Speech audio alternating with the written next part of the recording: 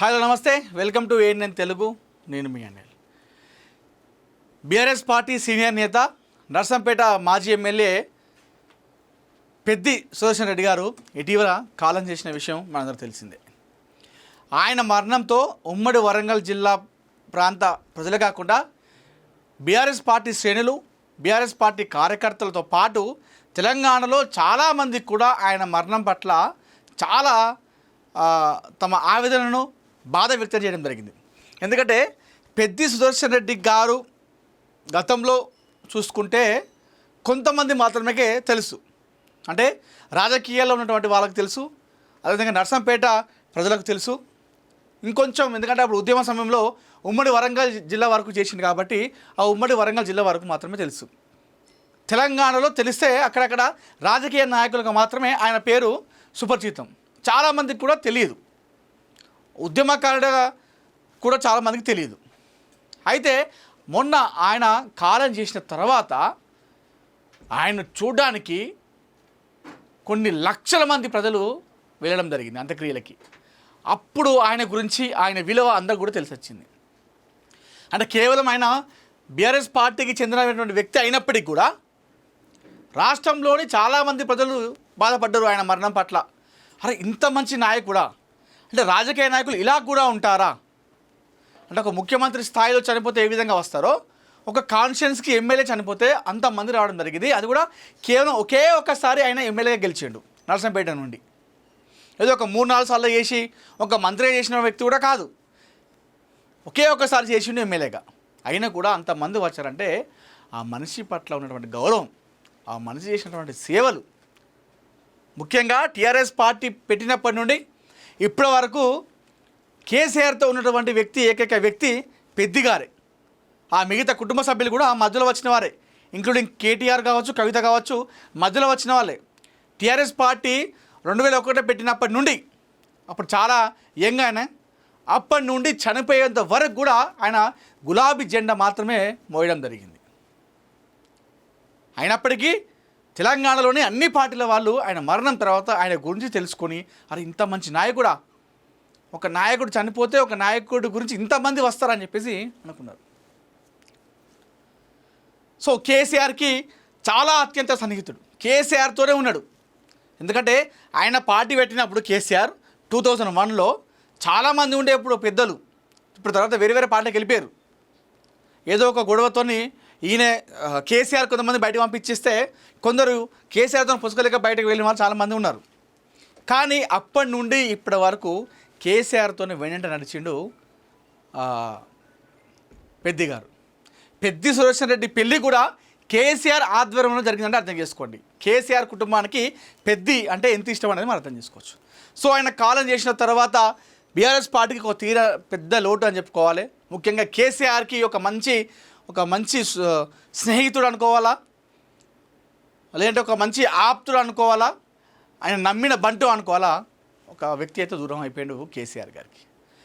So ఆయన హాస్పిటల్లో ఉన్నప్పుడే కేసీఆర్ మామూలుగా అలా ఎప్పుడు కూడా వెళ్ళలేదు నాకు తెలిసి. చనిపోతే అక్కడికి వెళ్ళి వచ్చింది. కానీ పెద్ది సుదర్శన్ రెడ్డి హాస్పిటల్లో ఉన్నప్పుడే ఆయన ఆరోగ్యం బాగుండాలని చెప్పేసి ఆయన యోగక్షేమాల గురించి తెలుసుకోవడానికి నేరుగా హాస్పిటల్కి వెళ్ళిండు. మామూలుగా కేసీఆర్ హాస్పిటల్కి వెళ్ళి పరామర్శించిన దాఖలు తక్కువ. ఏది మొన్న తమ మనవడు హిమాన్స్కి ఏదో అయిందని చెప్పేసి సర్జరీ కోసం అయితే వెళ్ళి చూసొచ్చిండు ఏజీ హాస్పిటల్లో. ఆ తర్వాత మళ్ళీ పెద్ది కోసమే హాస్పిటల్కి అడుగుపెట్టిండు. ఆయన వ్యక్తిగత ఆరోగ్య ట్రీట్మెంట్కి తప్పితే మిగతా వాటి గురించి పోల్చుకుంటే ఇది పెద్ది విషయంలో జరిగింది. మొదటిసారి కేసీఆర్ హాస్పిటల్కి వెళ్ళి అలా చూడడం. సో అయితే ఉద్యమం సమయంలో వరంగల్ ఉమ్మడి జిల్లా టీఆర్ఎస్ పార్టీకి అధ్యక్షుడే ఉన్నాడు 9 సంవత్సరాలు వరుసగా. ఉమ్మడి వరంగల్ జిల్లాలో టీఆర్ఎస్ పార్టీ బలోపేతం కావడానికి ప్రధాన వ్యక్తుల్లో పెద్ది సుదర్శన్ రెడ్డి. దాంతోపాటుగా ఉమ్మడి వరంగల్ జిల్లాలో జరిగినటువంటి తెలంగాణ ఉద్యమం ఏదైతుందో అది టీఆర్ఎస్ పార్టీ తరఫున బలంగా తీసుకెళ్ళిండు. అప్పుడు డబ్బు లేకపోయినా అప్పులు తీసుకొచ్చి మరీ ఉద్యమం నడిపించాడు. ఎమ్మెల్యే అయిన తర్వాత కూడా ఈ మధ్యకాలం చూస్తూ ఉన్నాం మనం. ఒకసారి సర్పంచ్ అయితేనే ఫామ్ హౌజులు, ఫార్చునర్ కాలు తిరుగుతున్నటువంటి రోజులో ఉన్నాం మనం. అలాంటిది ఒక్కసారి ఎమ్మెల్యే అయినప్పటికీ కూడా ఇప్పటికీ సొంత ఇల్లు లేదు, అప్పులోనే ఉన్నాడు. తెలంగాణ ఉద్యమ సమయంలో ఏదైతే కొన్ని అప్పులు తెచ్చుకున్నాడు, ఆ అప్పులు ఇప్పుడు కూడా ఇంకా కట్టలేదట. సొంత ఇల్లు కూడా లేని నాయకుడు ఉన్నారంటే అది కేవలం పెద్ది సుదర్శన్ రెడ్డి గారే. ఇలాంటి రాజకీయ నాయకులు చాలా అరుదు, అసలు దొరకరు. కానీ మనిషి పోయిన తర్వాత వాళ్ళ విలువ తెలుస్తుందని అంటారు కదా, నిజంగా పెద్ది పోయిన తర్వాత ఆయన విలువ అయిందని చాలామందికి తెలిసింది. సో అటు టీఆర్ఎస్ పార్టీ కోసం అప్పులో పాలయ్యండు, ఉద్యమం కోసం ఎన్నో కోట్లు అప్పు తెచ్చుకొని ఇప్పుడు కూడా సొంత ఇల్లు కూడా కట్టుకోలేదు. ఈ నేపథ్యంలో పెద్ది మరణంతో కేసీఆర్ చాలా ఆవేదనకు గురైండు. వారి కుటుంబానికి ఇప్పుడు ఒక భరోసా ఇచ్చేటువంటి ప్రయత్నం చేస్తూ ఉన్నాడు కేసీఆర్. సో ఇప్పుడు ఆగస్టు 9వ తారీఖు నాడు పెద్ది సంస్మరణ సభ జరగబోతూ ఉంది.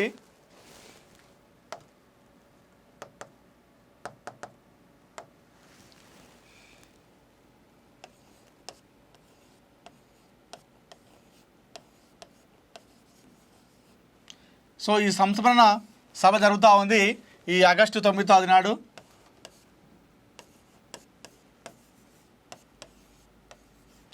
సో కేసీఆర్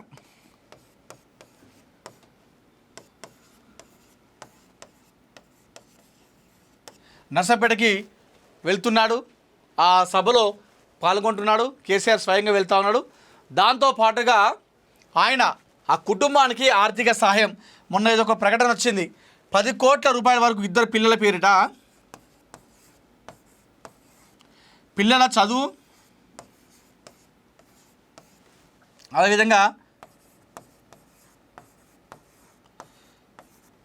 పిల్లలకు 10 కోట్ల రూపాయల వరకు ఏదో సంథింగ్ ఇన్సూరెన్సో ఏదో చేపిస్తున్నట్టుగా మనకు తెలుస్తూ ఉంది. దాంతోపాటుగా నర్సంపేట నుండి బీఆర్ఎస్ పార్టీకి ఒక పెద్ద ఎదురు దెబ్బ తగిలింది. ఎందుకంటే పెద్ది లాంటి నాయకుడు అక్కడ బీఆర్ఎస్ పార్టీలో ఎవరు లేరు. ఈ నేపథ్యంలో పార్టీ కోసం, తెలంగాణ ఉద్యమం కోసం అప్పుల పాలైపోయి సొంత ఇల్లు కట్టుకోలేనటువంటి పెద్దికి ఆ నర్సంపేట నుండి ఎమ్మెల్యే టికెట్ తన సతీమణికి ఇవ్వబోతున్నట్టుగా కేసీఆర్ భరోసా కూడా ఇవ్వబోతున్నారు. ఆ రోజు ప్రకటించేటువంటి అవకాశం కూడా ఉంది.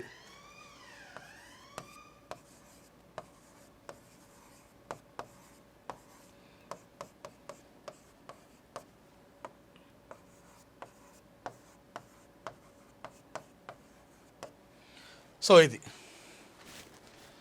సంస్మరణ సభకు వెళ్తూ ఉన్నాడు ఆగస్టు 9 నాడు కేసీఆర్. అదేవిధంగా నర్సంపేటకు వెళ్ళి వాళ్ళ పిల్లల చదువు, ఏం చదువుకున్నా, ఎన్ని లక్షలైనా ఎన్ని కోట్లైనా ఆ పిల్లల భవిష్యత్తు మొత్తం కూడా బీఆర్ఎస్ పార్టీ చూసుకుంటుంది, కేసీఆర్ఏ చూసుకుంటాడు అని చెప్పేసి ఆయన భరోసా ఇవ్వబోతున్నారు ఆ రోజు నాడు. అదేవిధంగా పిల్లలకు 10 కోట్ల వరకు ఇస్తున్నట్టుగా తెలుస్తూ ఉంది. ఆ ఇద్దరు పిల్లలు ఉన్నారు. ఆ ఇద్దరు పిల్లల పేరిట మరి ఇన్సూరెన్సా మరి డబ్బు ఇస్తారా అనేది తెలియదు. కానీ సో కొన్ని కోట్ల రూపాయలు, ముఖ్యంగా 10 కోట్లు అని చెప్పేసి ఒక వార్త వస్తూ ఉంది.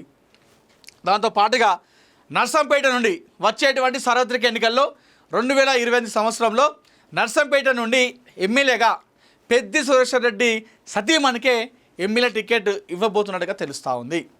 ఇవ్వబోతున్నట్టు తెలియడం కాదు, ప్రచారం కాదు, ఆల్రెడీ డిసైడ్ చేసినట్టుగా కూడా మనకు తెలిసింది. సో నెక్స్ట్ ఎలక్షన్లో నర్సంపేట నుండి ఎమ్మెల్యేగా పోటీ చేసేది పెద్ది సుదర్శన్ రెడ్డి సతీమణే. ఆమెకే ఎమ్మెల్యేగా టికెట్ ఇవ్వబోతున్నాడు. సో ఆ సంస్మరణ సభ రోజు ఆగస్టు 9 రోజే ఈ ప్రకటన మొత్తం కూడా కేసీఆర్ చేయబోతున్నాడు. ఎందుకంటే ఆ కుటుంబం ఎన్ని ఇబ్బందులు పడ్డది తెలంగాణ రాష్ట్రం కోసం రావడంలో, బీఆర్ఎస్ పార్టీ బలోపేతం చేయడంలో అంతా కూడా తెలుసు. కాబట్టి ఆ కుటుంబాన్ని ఆదుకునేటువంటి విషయంలో కేసీఆర్ అస్సలు వెనుకడుగు వేయట్లేదు. ఖచ్చితంగా ఆ కుటుంబానికి ఆయన భరోసాగా ఒక పెద్ద దిక్కుగా మారబోతున్నారు.